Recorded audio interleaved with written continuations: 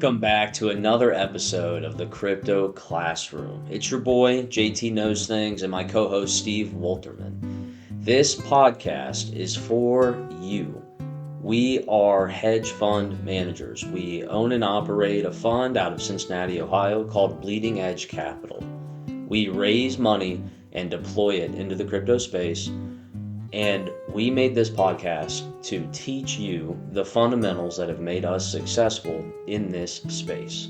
We are discretionary long and value investors. So if you've been looking for a podcast that explains the technology simply and helps you understand the time frames and the expectations that you should have when you're in this space, and you're looking for a place of very robust information and a calm energy. We want you to understand the ups and downs, the ebbs and flows of this market can cause a lot of emotional decision making, which is not ideal. So we want you to understand the fundamentals. We want you to follow the number one rule in investing, okay?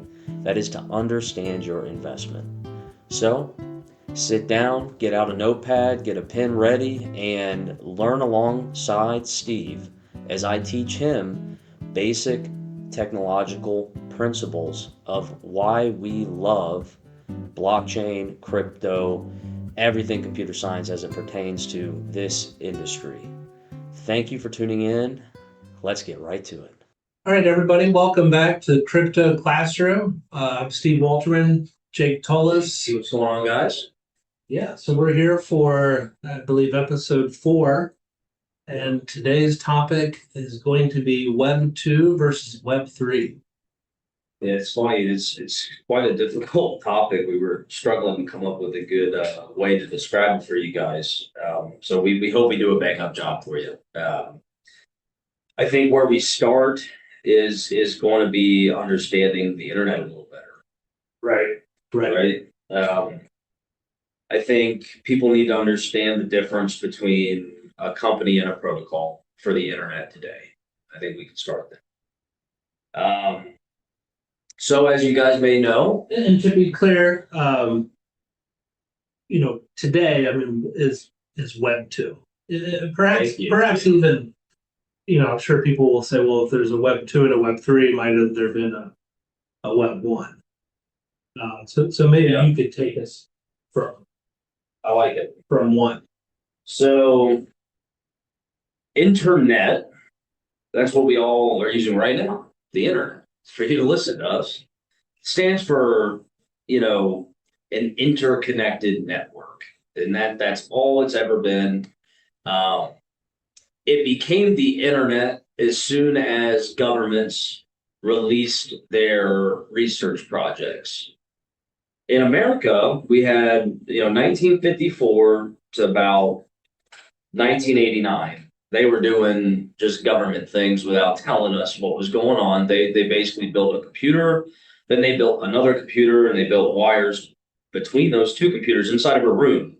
And they learned how to send messages between two computers. That took them about 10 years. That was called ARPANET. That would be like... These are the days where a computer was the size of a gymnasium. Probably this building. Yeah, right? Huge. Right. Just to do math. Simple.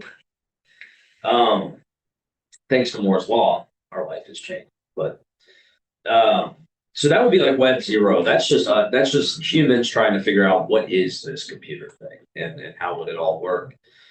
1989 came out, and then, or that year came, and then they released the internet, which is basically all of those computers, but instead of going across a room, we're going across countries at that point in time, and states and different regions and things like that. So that would be the first version of the internet, Web 1.0, which was, if you were, alive in this time period, pretty boring. Like all websites were like static, one pagers that basically a huge company like Disney would have said, we own an amusement park. And it's just like a web page you go on to read. Like that's all you were doing. And what that allowed us to do was move information on, right? Like instead of you having to call up Disney and be like, hey, what do? They just tell you on their website. makes it a little bit easier, probably cut some cost initially. So if you've got a computer and you've got a connection to this closed internet network, Correct. Yeah. they've put up a space there with a website, you can access that. Yeah, exactly. And that's all super cool, mind blowing back then. right. Profound. All this information on this one screen. And Disney probably paid millions of dollars Yeah. for that one website, I can't imagine what they paid back in the day. To find a web developer in 1989 would have been a challenge, probably a few thousand in the world or something like that. So, and then we had Web 2 kind of evolved with these large companies coming in and building softwares on top of the internet. For example, PayPal would be one, right? Yahoo would be another, right? And we're talking maybe early to mid 2000s, we started seeing social media companies. We had MySpace, then Facebook, Twitter, and Web 2 refers to the evolution of the internet going from information to now also, in addition to information, we're also adding a social layer. Like you have a social identity. You So clearly before that it's email. There's correct. Yeah. Back in the day, you can get on these direct messaging chat rooms, and so that evolves to right. That evolves to I now have a profile page for my identity, and then you can wish me happy birthday, and you can instead of checking into a hotel or being useful, we also use it to give away some form of social notoriety and praise. People having 10,000 followers on Twitter makes them feel real special and all this other stuff. It's really like the internet has penetrated our paradigm socially. And that's Web 2. And then Web 3 is just those two things, they still exist.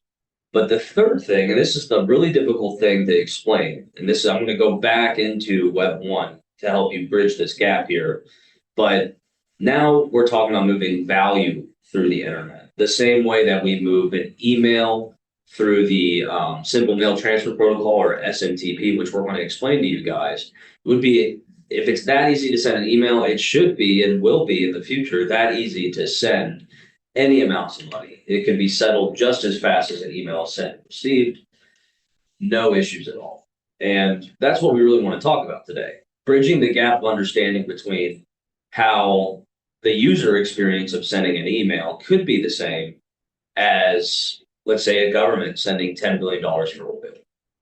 Sending an email and that would be identical in terms of how a computer processes the same message. And that's the profound effect that Web3 is going to have on us. It sounds kind of sci-fi because right now they want to spend $10 billion on gas. They have to, or oil, they got to go through all the proper channels. They got to go through SWIFT. It's going to take 2 to 4 weeks to settle. They got to swap currencies based on different trade settlement law. It takes a lot. Where this will be done seamlessly in the future, the speed of light. However fast a computer can read a message is how fast we'll be able to send money and value to any quantity.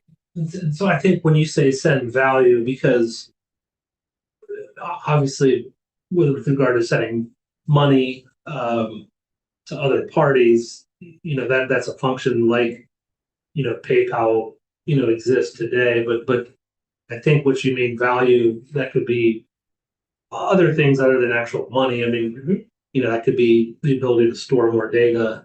That could be some of the other projects we see now that are using the blockchain and the elements of Web3. Correct. Yeah, absolutely. It's value and data, stored value and processing power, security. Yeah. Social notoriety can even be valuable. Like we just said, that 10,000 followers, people will feel good about it. There's some value to having a following. And the more attention you have, the more value you currently have in Web 2. And, briefly, if you just look at like the S&P 500, attention companies are new oil companies. Like oil companies are a smaller cap than Facebook, Snapchat. Their attention is becoming more and more valuable. Digital attention is more and more valuable than it was 10 years ago. And that's just how all of this technology is progressing over time. Our digital presence is becoming more valuable than it was even a year ago. And that trend is not going anywhere. But for you guys that could be a whole other. So Yeah. today we're just going to talk about the difference between the current internet experience we have and then what Web3 will be on a fundamental level, like always here at Bleeding Edge Capital. We're going to talk about the basics. Keep it simple, stupid, KISS. And I struggle, you guys, with doing that, so bear with me. So rewind the conversation 8 minutes or so. We're right in the heat of Web 1 to Web 2, this transition. And then a bunch of open source developers, open source meaning there is a central place that, person A is coding in, and then also person B across the world could be coding in. C, imagine it like just a bunch of people collaborating on the same code base, regardless of where they live. That's like open source programming. That's been around since 1989. There are some people that, especially in my field, that are more introverted. They might have access to technology back then, but maybe not a lot of capital to travel or to get a job, and maybe there's no formal training for them. Whatever it is, but they're still very gifted and talented. Since the beginning of technology, there's always been that kind of section of people that have exceptional talent in computer science with no formal training. 12-year-olds being able to hack MIT. And as the kind of stupid tech guy in the room, I'm going to, always try to drum it back and ask a question. But, when you say people are around the world, on this open source and they're programming, like to what end is somebody doing that? In the 90s, they're sitting there programming. Are they just an example of what that means? It'd be like if they're not doing that for their job. They do it. We're talking about a computer geek who's up late at night screwing around on the computer. Exactly. You probably did a lot of this when you were, Yeah, you just want to. What are you doing? It's a point of pride. You just want to show people how smart you are. Really, if that's all you really have in this world, that's what you want to show. And open source is public, so someone will know that you built something that is really profound. Like, what's an example of something that somebody would build that other people would say, "Hey, that's cool. How'd you do that?" SMTP, Simple Mail Transfer Protocol. So that is, you have the internet, which is just a bunch of computers that are all hooked up to one another through wires, literal wires. Okay, no sci-fi here, literal wires. A group of open source developers on the internet got together and built this thing called Simple Mail Transfer Protocol, or a shorthand would be SMTP. That protocol is what allowed emails to come about, electronic mail. Before that protocol was built, you could not send anything. Remember 1989, you just go to Disney, they're going to tell you what you're doing. You can't click a button and talk to them. You can't send a message to them. You can't interact with the website at all. Right. Can't do it because at the time, the servers that stored the websites, right, they were not able to communicate to one another at all until a bunch of people built the SMTP protocol. The cool thing about the SMTP protocol is that it was open source, meaning no company owns it. And we got lucky there because, and we'll get into this finer point, but if a company built that, we probably have to be paying for every single email that we send. But companies use that, like AOL was first, right? There you go. So they come out. I mean, so are they paying the people that develop that protocol? Or are they? That's the thing. That's the cool part. The internet is open and permissionless. So these people just built it, and then some really, and I don't know the founder's name, but some really smart person was like, this SMTP thing is really interesting. What if instead of websites, it was just people sending messages to one another, and then there was AOL Messenger? That's an actual company that used the SMTP protocol, which was built open source and free for the world, to be like, hey, build something cool with this. We're really smart. We really have a lot of pride. This is a really cool thing. We don't know what we can do with it. We're not creative. We're just engineers. We looked at the internet and we built something that is functional and awesome, but we don't know, we cannot even think of something to use it for. But we know something good can come from this. That's what the open source community and software development has always been. We just want to build something. It's no different than like public goods for the government. This is public goods for the internet. They just want to build something that is universally composable and usable by all. So it's just a mindset, I would say, of an open source developer and community. AOL comes around, sees this protocol and goes, that's dope. I want to build something like AOL Messenger. And then overnight, back in that time, probably early 2000s, that's off. I mean, I remember I'm younger, but I remember being excited to hop on my AOL Messenger and then to get onto my MySpace and message my friend. I don't know why I was so excited about it, but it was freaking cool. Yeah. It was wild. It was a wild time. Yeah. So in this transition from Web 1 to Web 2, right? We went from information to now we have some ability to interact with one another across the world. And just to break down a little bit more, I mean, and correct me if I'm wrong, but I mean, Web 1, we're also talking computer linked to computer. That's it. Web 2, we're talking hardwired into a network, in the United States, we've got our own, Web 1 and Web. Sorry. No, yeah. The advent of Web 2 is more about the development of protocols and then companies with software. So like the SMTP protocol is how we invented AOL Messenger, but that protocol is still used by Facebook. It's still, that same protocol 20 something years later is used by these companies that just thought of new profound ways to use that protocol, not build a new one, not reinvent the wheel. It works fine. They just decided to do something cooler than just little messages in a chat. So that's kind of the evolution of Web 2. It's like you have this fundamental thing, a protocol, and then really smart innovators are thinking of all the different ways they can use it. Right. I guess what I'm getting at is because I know that, I don't want to get ahead of here, but Web 3, there must also be this element of value placed on this kind of open source. I know that we're going to get there of how cool Web 3 is going to be, because these same people who in the late 90s and early 2000s that are coming up with the protocol you're talking about, what they're doing now. But a distinction between Web 2 and Web 3 is, you had these giants, Yahoo, Google's come up, or corporations, and there's this element of centralization of all the communications and information that's being conveyed in Web 2 and this kind of closed, centralized network. So, we have the open source kind of free thinking innovation, within this Web 2 environment. Yep. Okay. That's all existed. Right. Like since computer science has been around. Right.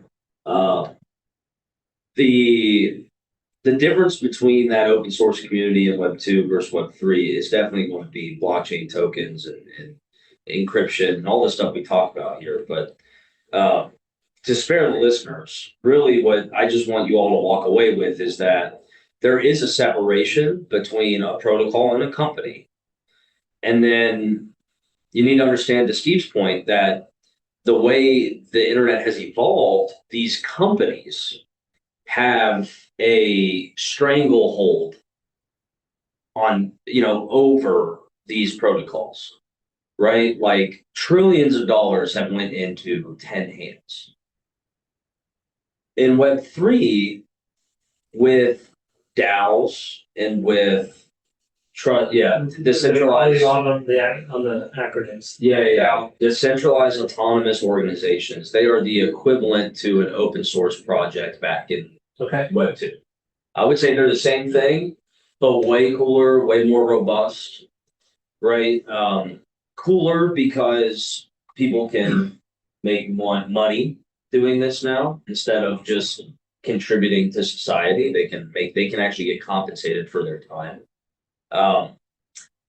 Cooler because we have Discord. We use those SMTP protocols, the POP3s, the IMAPs. These are all just messaging protocols. We use all these really cool protocols to build Discord where we can have this chat room that is just next level. So we all can interact with each other, go live, video stream. We can all see each other while we're working. And, you can encrypt that Discord. So you need a password to get in. Like, it's just a way different environment. I think, not everybody might, you may not know, but that's like kind of like a group of Yeah. right. It's like an AOL Messenger on it's like a steroids. chat room that Yeah. You need special access to get into. Yeah, you can build it that way. It's super composable. You can make it whatever you want.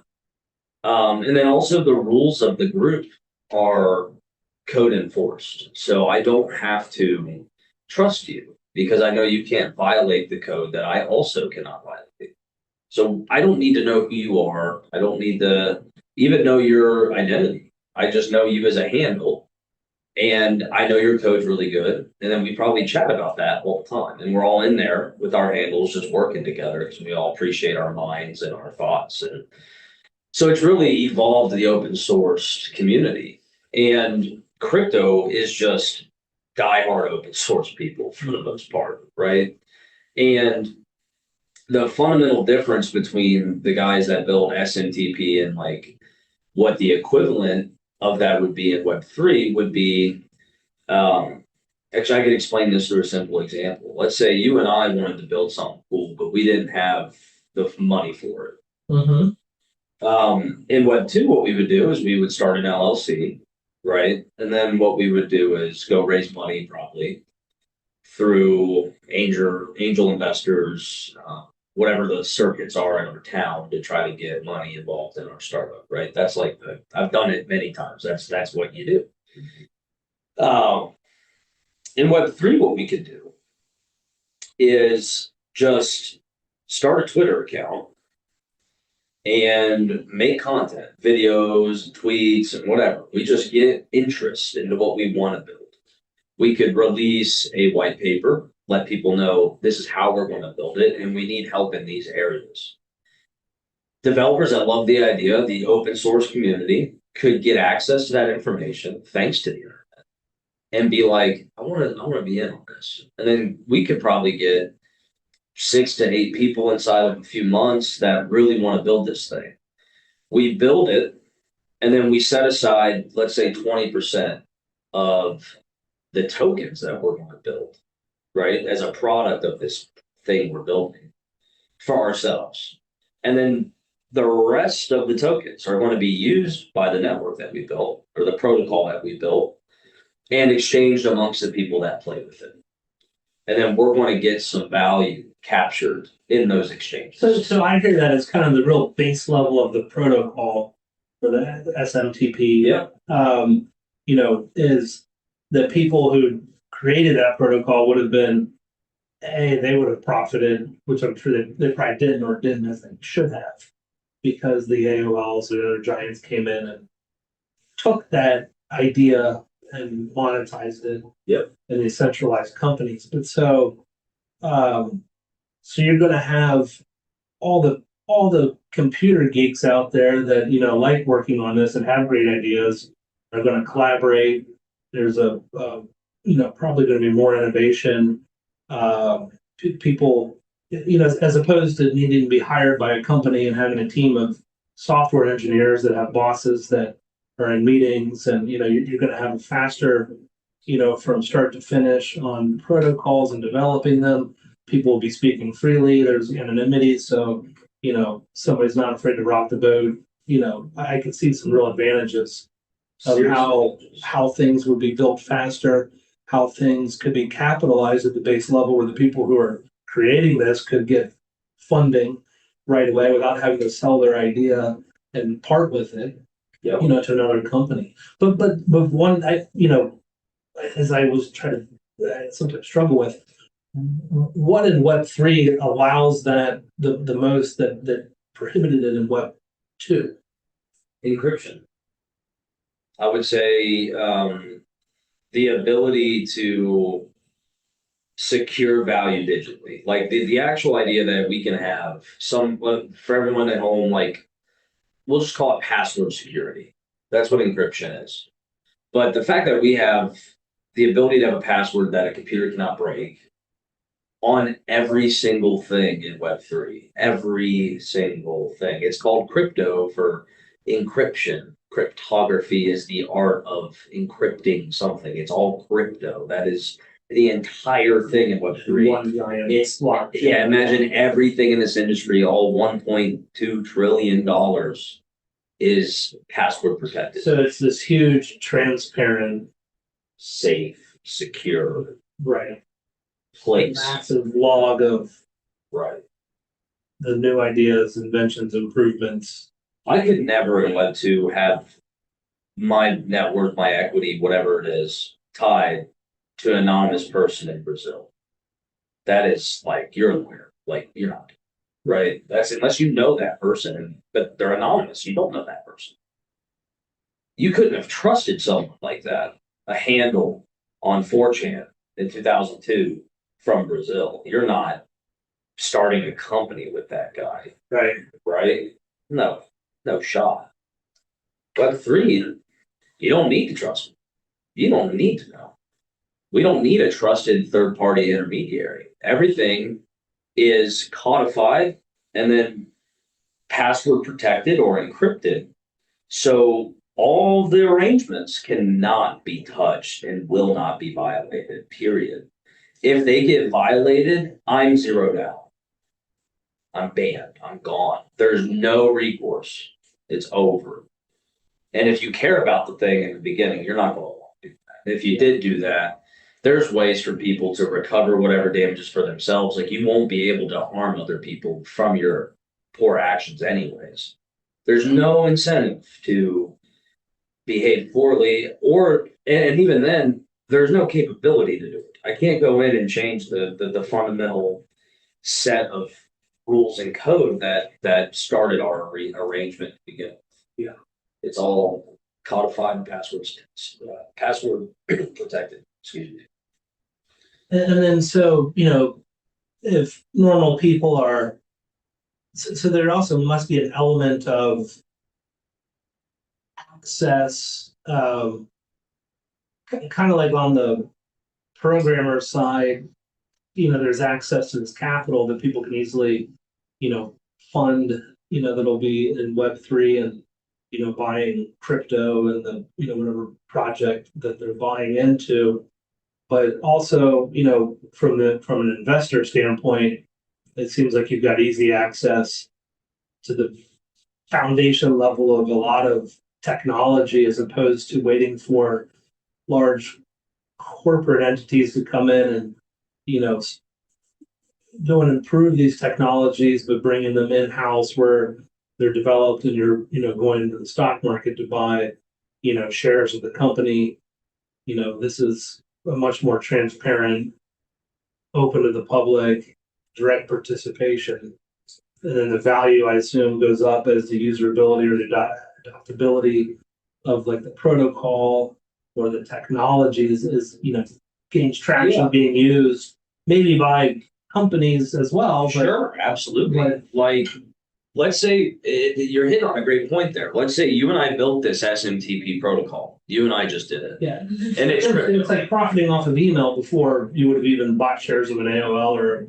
Well, exactly. Like, and think about how all these things, like we just talked about Facebook, we just talked about Discord, we just talked about Yahoo. All of these things are using that protocol. Right. Imagine we built it and then someone else came in as a believer in that protocol and then they bought some of those outstanding tokens and they just held them. And then all of these companies started coming out, all these projects in Web3. That's the difference between a protocol and a project. All these projects started coming out with founders that maybe went out and did the VC thing and they did the thing because they're like, I see this protocol no different than AOL and I know what I can do with it. Like Ethereum, I see this programmable money that I can build NFTs on. I want to be Yuga Labs. I want to build Bored Ape Yacht Club. That's what I want to do, right? If I owned Ether, I got 480% from Bored Ape Yacht Club because they made NFTs go from 0 to 50 billion in like 6 months. It was crazy, right? So it'd be like in this example, we build the SMTP protocol, then AOL comes out, and then they want to use that protocol to build an email client, a Yahoo mail, yeah, right? Let's say that's the thing. every email sent, let's say in Web3, the SMTP protocol is going to ask for 0.000009 for every email sent. And they could do that because, again, the money is programmable, which we talked about in What is a Token episode 2. If you guys don't understand that, please go listen to that episode. Well, right. So in that case, yeah, if Yahoo's using that, I mean, I get it. You're still getting paid at that base level. What stops a big company from coming in because it is transparent and you got the blockchain? You can see what this protocol is. What stops them from making that same protocol just better? Well, perhaps better, and then within their own, corporate, regime of, hey, we got a better product, because the internet, you've got to use, the internet's public. Yeah, it already exists. SMTP already exists. You can't override it. It's there. So it's like if they want to create a competing protocol, and I'm sure people tried. I'm not an expert in this era of technology, but I'm sure people tried. Adoption is the greatest barrier to entry that any company is going to have. If you already have 100 million people on Yahoo, Gmail, whatever else, and it works great. We have this new messaging protocol, and it's going to be a little different. We're going to do this, we're going to do that, we're going to do that, and that's why, when you asked me to look at Sui real quick, I was like, it's a crowded space. Moving programmable smart contracts on a network, there's 50 of those, and then Sui's marginally better. It's not going to be enough to pull $200 billion of adoption away from Ethereum, in my opinion. So, the same way with that, let's say Oracle came out with their own protocol, SMTP2. If no one is adopting it, they won't be able to send emails to one another. So it's why would I use Oracle's email?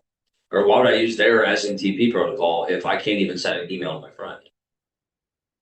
Okay, it's faster. Okay, it's encrypted, let's say, whatever it is. Why would I do that? I can't use it for its root function. Right? So marginal improvements rarely will beat adoption in general. But the core difference between the two that I want you all to walk away with in this episode is that in Web 2, we have centralized accumulation of value and authority from these companies using open source protocols. And in Web 3, we have these open source protocols being brought together through cryptography. And we have founders that are able to participate in a completely different way through all of those conveniences that are allowed with cryptography. I can go get liquidity day one I start my project. Hey, we have 10 million circulating tokens. They're all at this. We valued the company at 50 million, here's why, blah, blah, blah, blah. But this is worth highlighting the immense value in that of being able to capitalize so quickly in the moment, having more people that are, volunteering and are passionate about the project, there must be a lot of excitement of that's going to drive innovation, better ideas. Isn't that true? Yeah, it definitely is because the incentive's there. The incentive is there. Right? I mean, if it goes from you needing to be almost an evangelist, sorry, to you probably need a touch of that. But you can also be greedy. There's a lot more greed than moral high ground out there. I just want to do good for the world, right? It's I want to get rich. That's probably a more profound feeling. So you have a lot more people contributing than you would probably back in the 90s, for sure. Just in general, to the awareness of it, too, just the allure of I'm actually going to get credit, but also I can make money, certainly. And then there's also the whole idea of protection. Some developers may not feel comfortable putting source code out to the public just because they're I use some proprietary methods for looping or whatever it is. They're just I don't want you to know how smart I am. Now, you don't even know who I am. So there's no and then you can also program, let's say you wanted to build something that's unsavory for your profession, but you know it can be really helpful. Like, let's say I want to build a protocol for the porn industry, but I'm a Stanford professor and I'm a really smart guy. Maybe I have a porn addiction. I don't know. I come up with something. And it's like, that could be really profound. I don't want anyone. Right? Right. The good news is no one needs to know that that was you. Yeah. At all. Ever. You could just build the protocol for whatever it is. You know, I'm not, Yeah, it's interesting. What Yeah. I don't know what a protocol what ideas would be. might come about from that. That's But you know, or it could just be I mean, anywhere around it. We don't need to go into that rabbit hole, but that's the idea. Like, so cryptography allows for trustless anonymity and productivity all in one. And then another basic kind of high level thing is, all of these cryptos out there, they're not just different, coins or currencies. I mean, they are different protocols Or projects. That are trying to solve or improve something. So we're betting on, this more free flow of information and free participation going into the project and innovation, of the project. The outcome is going to be, whether it's improved communications or transfer of money or all these functions, and then certainly there might be some completely new offshoots, and maybe touch on this for me. Am I going to see a difference as a user of Web3 from what Web2 was? I mean, if I, is there going to be a noticeable difference? I don't think it's going to look different, right? But I'm still going to go online. Yep. The internet will still exist. The internet still exists. Web3 is the internet. Right. Like everything that exists right now will continue to exist. Nothing's stopping. Ethereum getting to $5 trillion does nothing with Facebook. Like that, they don't compete. There's no Venn diagram. There's no overlapping. Yeah. I mean, so it depends on when you go in. If you were to join right now, it's definitely going to feel shittier than Web2. Like you're going to be like, this is. What do you say if I join right now? I mean, like if you were to try to access Web3 right now, like you want to move. So you want to mint an NFT. Unpack it for me. I mean, Yeah. So as the guy that needs, the dummy here in technology, I think of, like my father. I mean, he would spend a week on trying to figure out how do I enter Web3. Like, how does one? Does your dad have a hobby? Does he like taking pictures of his grandkids, or maybe? Actually, there was a time where he would develop his own photographs and had a darkroom. Yeah, sure. So photography. Sure. Did he ever want to make money off of it? I don't think he ever did it to make money, but let's say he did. Let's say he did. Yeah. Okay. He hears about this NFT thing, and he's like, okay, I love photography, and there are people selling pictures for $1 million. Like, that's crazy. Like, I want to figure this out. So he wants to join Web3.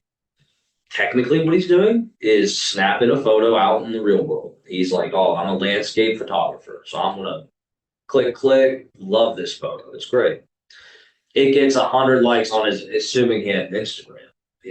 People, right. Yeah, I get it. I got you. You know what I mean? But there was like 100 likes of it. And then someone asked how much, they could screenshot it and never have to pay for it. Right now on Web2, they have it. The second you put it on Instagram, actually, you lost your rights to it the second you posted it on Instagram, because back to the Web2 issues we just discussed, Instagram owns that server, they own the software. We need to unpack that. Yeah. So your dad coming on, right? Like he would take that photo, go to OpenSea or a different website, no different than Google, just a website, type it in.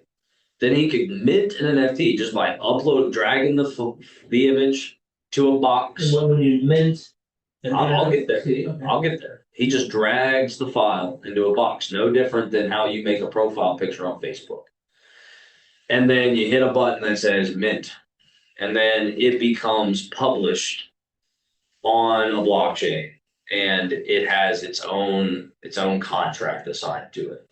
When you click the mint button, actually minting, what it's doing is it's taking that file, that JPEG, and every pixel, 1080 by 720, let's say, every single pixel inside of that file is going to get wrapped. It's going to be encrypted. And then in that encryption process, it's going to become a 721 token. If you get, again, guys, you got to remember this is a classroom. If you don't know what that is, go to episode 2. You got this token now, this NFT, and it is just a one of one. Like now, if I were to post this on Instagram, you could take a screenshot, but you wouldn't own it. Like you would have it. You would have the image, but it wouldn't be yours because the second I clicked mint, I proved my ownership. It was in my wallet day one of the mint. It is mine. I printed, and there's all that transaction details in the token. It is like the deed to your home. In China, they treat NFTs like deeds to the home. It is real property. That's like law. So like the picture, I mean, this, I think of, there's a documentary I watched on, I feel like it was a Da Vinci painting that somebody found, the whole premise was, hey, is this authentic or not? Right. And people start spending, I'll buy it for $1 million, the next person buys it for 20 million, and how do you know if it's real? Right. NFTs, you can prove that if Dick Walterman, my father, became famous and had these amazing landscape photos, I want to have a Dick Walterman picture, I can at least authenticate that, and it would build value based on his reputation and portfolio of art, as anybody else would gain value as an artist. Especially his very first NFT he minted. Yeah. I mean, people paid stupid money for the first tweet. Yeah. Literally, Jack Dorsey made the first tweet of his an NFT and it sold for like $2 million. Yeah. So, but you got to remember, Web2 to Web3 and all this stuff, like all of it, if we go all the way up, low Earth orbit, right? Things online, digital things, and when I say things, I mean everything, are becoming more valuable. More of your life is in software than it was 5 years ago. Certainly. Right? You have your payment information, your banking information, you have your photos of your loved ones, your friends. Like if Facebook went down today, you might not even hear from people that moved to California or Texas for the rest of your life. You don't text them, but you see their likes on Facebook, right? There's all these things that are we're just putting more and more and more of our lives into software. Every year, it gets more and more extreme. Over time, we've seen these social movements of digital notoriety is more important than real life. Like you might only meet 1,000 people in a month if you're really out there, right? If I was an influencer on social media, I could have 10 million people know who I am, 100 million people know who I am. The value of that is far greater than my local reputation. Far more valuable. And it was, if I were to try to explain that to someone in the 90s, of like, yeah, you know what I mean? But so it's hard for people to think this far ahead and look down the road, but these things are not getting less valuable. If anything, they are just compounding value over time. The amount, you can look at that if you just go through the top 500 companies in America every year, the past 30 years, and look at all these names, just go, and they're all just companies that store pixels on servers. Really, that's all they do. Yeah. That's more valuable than harvesting oil from Earth. It's more valuable than putting up satellites in the sky. It's more valuable than building rockets that could level towns. They accrue more value. Why? It's because software is that fucking cool, if you ask me. It's that powerful. And this stuff is only becoming more important to not only understand, which is why you're here, but also for your investments and like how you're thinking about it. It's never wrong to bank on the future, Yeah. So, and to that point, all these protocols and all these cryptos that are out there, what we're really talking about is, a lot of that is kind of the infrastructure of what will become the internet, and the Web3 iteration. Right. If you liked that example of Dave Wolterman's photos, Something further, as complicated as this is for people like me, and others who aren't software people, it probably would have been, equally complicated to talk about SMTP and what, email communication. There would have been a time where that would have been like a little hard to grasp, which now we all just take for granted. And we say, boy, if we could have, we would have been around to invest, right. in the early days of those things, boy, we'd be well. That's a great plug-in for the analysis real quick before we close this out. Like, if you understood the SMTP protocol the way you could understand Ethereum today, back in the 90s, you would know that this all of a sudden would allow people to send like servers, computers hooked into the internet to send messages to one another. And if all you did was look at the companies that were building on top of that protocol and identified all the ones that were building messaging systems, you would have done pretty well for a long time, right? Like from early 90s to mid 2000s, or another great example, actually. So in other words, companies that created, email servers, that's really what we're doing here. Right. I mean, yes, you would have done incredibly well. Yahoo did great for a long time, right? They got beat out. It's rare, but again, their adoption was poor compared to Google. Yeah. I mean, the second everyone, and that's good on Google, the second everyone's using search, and they're like, oh, I can add email to this now? Like, I'm already here all day for my job to, like, understand what I'm supposed to do. It would be great if I had some email. Yeah. And, like, so that is the cool thing about software that you also need to understand. I mean, it's definitely not this episode, but, software is very sticky. Like, you are, whether you admit it or not, you are emotionally attached to every single square pixel on your softwares that you use every day. If someone were to change where the chat button was and you couldn't find it, you're having a bad day. You're irritated because software is sticky. If you get a user for one thing, they're way more likely to use your next thing versus going somewhere else for that same problem to be solved, just because they trust you.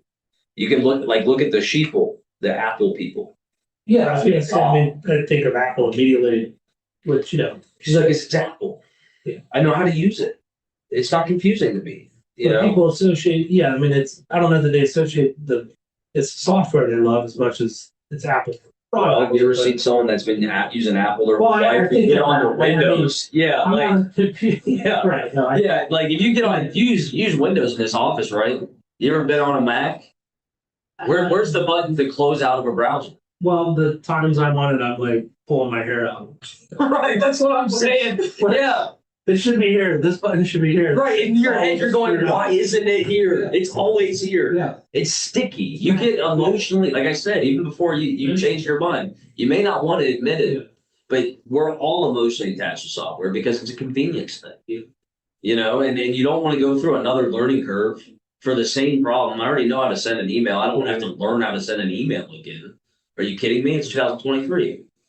Where's the send button, dude? You know what I mean? So it's, but that is the real big difference, you guys. Web 2 to Web 3. The main thing is we're moving away from centralized companies holding all this value, and we're distributing it amongst the masses thanks to cryptography and these awesome, smart, open source community developers. We thank you because we love everything you guys are doing. Even if we can't admit it, you guys are killing it. So, well said. All right, guys. Until next time, thank you for tuning in. Thank you. It's your boy JT Knows Things, and I'm back to give you those sexy disclaimers. Everything in this cast cannot be interpreted as financial advice, legal advice, accounting advice, and pretty much any other advice that you may or may not be gleaning from the episode. We are simply documenting all of our research for an educational purpose only. We thank you so much for tuning in and your support. And until next time, see ya.